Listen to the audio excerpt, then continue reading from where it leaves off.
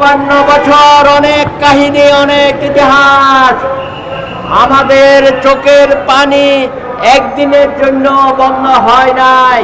আপনি আপনার স্বার্থে পুলিশকে আমার আদিবাসী ভাই বোন সহ যুবক তরুণদের উপর হামলা চালিয়েছেন। আপনারা এই সমস্ত সন্ত্রাসীকে লেলিয়ে দিয়েছেন আমাদের তরুণ ভাইদেরকে রক্ষার্থ করার জন্য। চিন্ময়কে আপনি অকারণে তার বিরুদ্ধে রাষ্ট্রদ্রোহ মামলা দিয়ে তাকে আপনি গ্রেপ্তার করে রেখেছেন। আগুন নিয়ে খেলবেন না। ৪৭-এর পর থেকে আমরা বলতে শুনেছি জন্মই আমাদের আজন্ম পাপ। সেই পাপ, সেই অভিশাপ থেকে আমরা এখনো মুক্ত হতে পারি নাই। ৫৩ বছর অনেক কাহিনী, অনেক ইতিহাস। আমাদের চোখের পানি একদিনের জন্য বন্ধ হয় নাই। আমাদের ব্যবসা প্রতিষ্ঠান, আমাদের বাড়িঘর, আমাদের জায়গা জমি থেকে শুরু করে আমাদের নারী সম্প্রদায়ের উপর যে অত্যাচার, নিপীড়ন ক্রমাগতভাবে চলছে। শহীদ আবু সাহেব, তার গ্রাফিতি আপনারা দেখেছেন। শহীদ মুগ্ধ থেকে শুরু করে সকল শহীদদের এবং নানান বীরত্বপূর্ণ স্লোগান, মুক্তিযুদ্ধের স্লোগান, জাতীয়তাবাদের স্লোগান আমরা দেওয়ালে দেওয়ালে দেখেছি। একটি মাত্র গ্রাফিতি, এই গ্রাফিতি বাংলাদেশের ইতিহাস।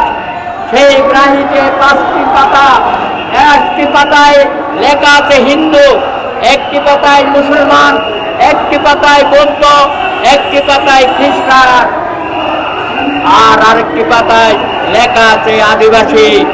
বন্ধুরা আমার, এটাই হইল গত জুলাই বিপ্লবে আমাদের কাছে বড় পাওনা। কিন্তু আমরা দেখতে পেলাম সোভারেনিটি নামে একটি সার্বভৌমত্ব সংগঠন, এটা তাদের মদত পুষ্ট সরকার এটাকে তৈরি করেছে।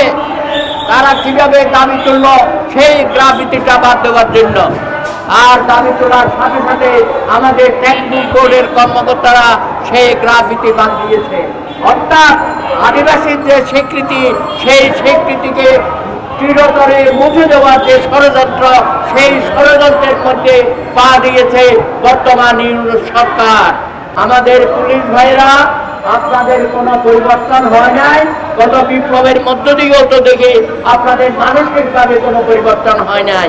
আমাদের তরুণ ছাত্র ছাত্রীদের উপর এই যে সক্রেটিদের মস্তানিরা আক্রমণ করলো, তাদের উপর লাঠিপেটা করলো এবং ছোট ছোট লাঠিতে জাতীয় পতাকা দিয়ে সেটা যে অপমান করলো, সেই ব্যাপারে আপনারা কোনো ভূমিকা রাখেন নাই। চিন্ময়ের বিরুদ্ধে রাষ্ট্রদ্রোহ মামলা হলো।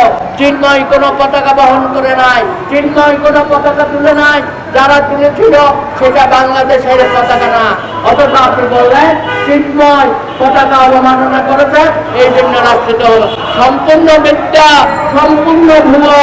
চিন্ময়কে আপনি অকারণে তার বিরুদ্ধে রাষ্ট্রদ্রোহ মামলা দিয়ে তাকে আপনি গ্রেপ্তার করে রেখেছেন।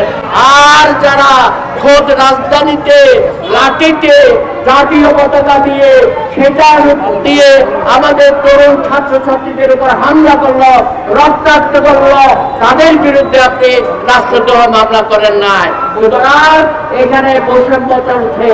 আপনারা এই সমস্ত সন্ত্রাসীকে লেলিয়ে দিয়েছেন আমাদের তরুণ ভাইদেরকে রক্ষার্থ করার জন্য। আপনি আপনার স্বার্থে পুলিশকে আমার আদিবাসী ভাই বোন সহ যুবক তরুণদের উপর হামলা চালিয়েছেন। এই হামলা অত্যন্ত পরিকল্পিত। গতকালও আপনি এখানে রক্তাক্ত করেছেন। সুতরাং আপনাকে হুঁশিয়ার করে দিতে চাই, বেশি বাড়াবাড়ি করলে বিদায় নিতে হবে। বাংলাদেশে কেউ বাড়াবাড়ি করে জনগণের বিরুদ্ধে দাঁড়িয়ে, জনস্বার্থের বিরুদ্ধে দাঁড়ালে কেউ আপনাকে রেহাই দেবে না। আগুন নিয়ে খেলবেন না। রাষ্ট্রের 4 মূলনীতি মুক্তিযুদ্ধের মধ্য দিয়ে যেটা আমরা পেয়েছি, সেই 4 মূলনীতিকে বাদ দেওয়ার ষড়যন্ত্র করবেন না। ধর্ম নিরপেক্ষতা, সমাজতন্ত্র বাদ দিয়ে বাংলাদেশ হয় না, মুক্তিযুদ্ধ হয় না। বহুত্ববাদের কথা বলে মানুষকে ধোঁকা দেওয়ার চেষ্টা করবেন না। গণতন্ত্র, ধর্ম নিরপেক্ষতা, সমাজতন্ত্র, জাতীয়তাবাদ, মুক্তিযুদ্ধকে সংবিধানে অবশ্যই সংরক্ষণ করতে হবে।